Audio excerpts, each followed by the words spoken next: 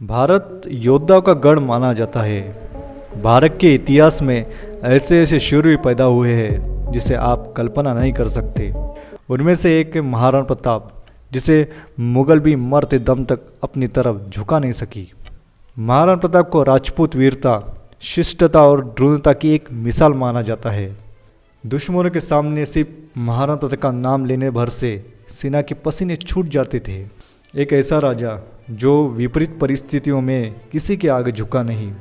महाराणा प्रताप को जितना उनके बहादुरी के लिए जाना जाता है, उतना ही उनकी दरियादिली और प्रजा व राज्य से उनका प्रेम जग जाहिर है। कुछ इतिहासकार बताते हैं कि प्रताप निहत्थे दुश्मनों के लिए भी एक तलवार रखते थे। आज भी प्रताप की गौरव गाथा बच्चों को पढ़ाई जाती है ताकि उनके भी रगों में महाराणा प्रताप की तरह देशभक्ति और बहादुरी का प्रभाव बहता रहे। आइए नज़र डालते हैं भारत का वीरपुत्र कह जाने वाले महाराणा प्रताप की जीवन गाथा।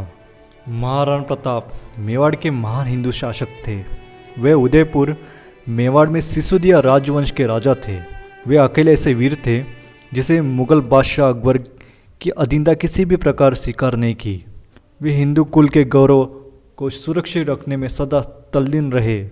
वीरता और आज़ादी के लिए प्यार तो राणा के खून में समाया था, क्योंकि वो राणा सांगा के पोते और उदय सिंह के पुत्र थे। राजस्थान के मध्यकालीन इतिहास का सबसे चर्चित युद्ध हल्दी घाटी का युद्ध था। मुगल बादशाह अकबर और महाराणा प्रताप के बीच हुआ था। अकबर और महाराणा प्रताप की शत्रु जग जाहिर थी, लेकिन इसके बावजूद जब अकबर को महाराणा प्रताप की मृत्यु की खबर मिली तो बिल्कुल मौन हो गया था और उसकी आंखों में आंसू आ गए थे। वो महाराणा प्रताप के गुणों के दिल से प्रशंसा करता था। महाराणा प्रताप का इतिहास। महाराणा प्रताप को बचपन में ही ढाल तलवार चलाने का प्रशिक्षण दिया जाने लगा, क्योंकि उनके पिता उन्हें अपनी तरह कुशल योद्धा बनाने चाहते थे। बालक प्रताप ने कम उम्र में ही अपने अद्यंत साहस का परिचय दे दिया था। धीरे धीरे समय बीतता गया। दिन महीनों में और महीने सालों में परिवर्तित हो गए। इसी बीच प्रताप अस्त्र शस्त्र चलाने निपुण हो गए। जब महाराणा प्रताप को अपने पिता के सिंहासन पर बैठाया गया तो उनके भाई जगमाल सिंह ने बदला लेने के लिए मुगल सेना में शामिल होकर बगावत कर दिया। मुगल राजा अकबर ने उसके द्वारा प्रदान की जानकारी और सहायता के कारण उसे जहाजीपुर शहर की सल्तनत पुरस्कार के रूप में दिया। जब राजपूतों ने चित्तौड़ को छोड़ दिया तो मुगलों ने जगह पर नियंत्रण कर लिया, लेकिन मेवाड़ राज्य को वो अपने अधीन करने के उनके प्रयास असफल रहे। अकबर द्वारा कई दूत भेजे गए थे जिन्होंने एक गठबंधन पर प्रताप के साथ बातचीत करने की कोशिश की, लेकिन कुछ काम नहीं आया। 1573 में 6 दूत संधि के लिए अकबर द्वारा भेजे गए, लेकिन महाराणा प्रताप द्वारा सब ठुकरा दिए गए। इस अभियानों में से अंतिम का नेतृत्व अकबर के बहनोई राजा मान सिंह ने किया था। जब शांति संधि पर हस्तक्षेप करने का प्रयास विफल हो गए तो अकबर ने अपनी शक्तिशाली मुगल सेना के साथ लड़ने की कोशिश करने का मन बना लिया था। अकबर की सेना में 80,000 सैनिक थे, वही महाराणा प्रताप की राजपूत सेना संख्या सिर्फ 20,000 थी। ये युद्ध भारत के इतिहास का एक महत्वपूर्ण युद्ध था। इतिहासकार के अनुसार इस युद्ध में महाराणा प्रताप विजय हुए, क्योंकि अकबर की सेना बहुत विशाल थी। उसके सामने 20,000 की सेना थी। इसके बावजूद वो महाराणा प्रताप को बंदी नहीं बना पाए थे। आखिरकार अपने खोए हुए क्षेत्रों को पुनः प्राप्त किया। यूँ तो महाराणा प्रताप के जीवन में ऐसे कई किस्से हैं जो आज भी लोगों को प्रेरणा देते हैं, लेकिन उनमें से ये प्रताप की 3 कहानियाँ बेहद प्रसिद्ध है। भाग खड़ी अकबर की सेना।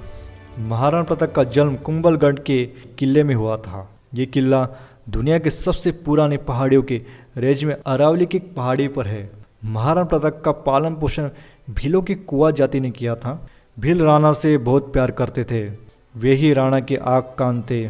जब अकबर की सेना ने कुंभलगढ़ को घेर लिया तो भीलों ने जमकर लड़ाई की और 3 महीने तक अकबर की सेना को रोक के रखा। दुर्घटना के चलते किले के पानी का स्रोत गंदा हो गया, जिसके बाद कुछ ही दिन महाराणा को किला छोड़ना पड़ा और अकबर की सेना का वहाँ कब्जा हो गया। लेकिन अकबर की सेना ज़्यादा दिन वहाँ टिक नहीं सकी। फिर से कुंभलगढ़ पर महाराणा प्रताप का अधिकार हो गया। महाराणा प्रताप का हाथी।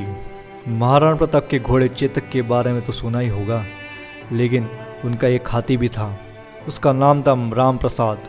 अल-बदायूं ने जो मुगल की ओर से हल्दी घाटी के युद्ध में लड़ा था, उसमें एक ग्रंथ में लिखा है कि वो लिखता है कि जब महाराणा प्रताप अकबर ने चढ़ाई की थी तब उसने 2 चीज़ों की बंदी बनाने की मांग की थी।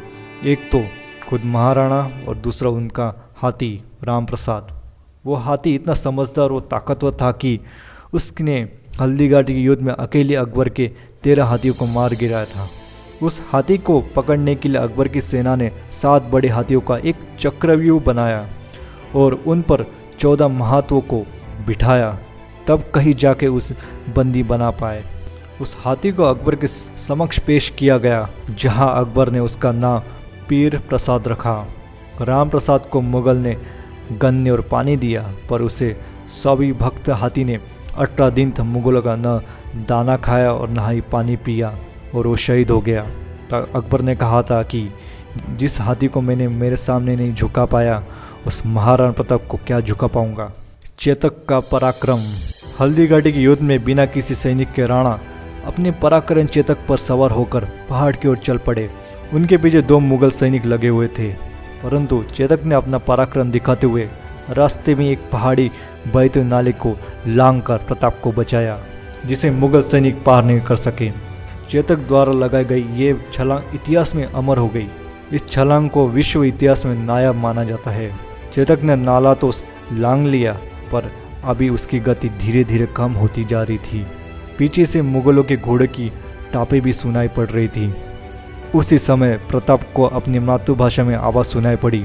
नीला घोड़ा रा असावर प्रताप के नीचे पलट कर देखा तो उन्हें एक ही अशाहरोरी दिखाई पड़ा, और वो था उनका सगा भाई शक्ति सिंह। प्रताप के साथ व्यक्तिगत मतभेद ने उसे देशद्रोही बनाकर अकबर का सेवक बना दिया था और युद्धस्थल पर वो मुगल के पक्ष की तरफ से लड़ता था। जब उसे नीले घोड़े को बिना किसी सेवक के पहाड़ की तरफ जाते हुए देखा तो वो चुपचाप उसके पीछे चल पड़ा, परंतु केवल दोनों मुगलों को यमलोक पहुंचाने के लिए जीवन में पहली बार दोनों भाई प्रेम के साथ गले मिले थे। इस बीच चेतक इमली के पेड़ के पास गिर पड़ा। यही से शक्ति सिंह ने प्रताप को अपने घोड़े पर भेजा और वे खुद चेतक के पास रुके रहे। कहते हैं कि यही चेतक ने अपना प्राण त्याग दिए। चेतक लंगड़ा हो गया, इसलिए पेड़ का नाम भी खोड़ी इमली हो गया। कहते हैं कि इमली के पेड़ का ये ठूड़ आज भी हल्दी घाटी में उपस्थित है। आपको इस वीडियो के बारे में कुछ कहना है तो हमें कमेंट कर दीजिए। अगर आपको ये वीडियो अच्छे लगे, लाइक और सब्सक्राइब करना ना भूलें। धन्यवाद।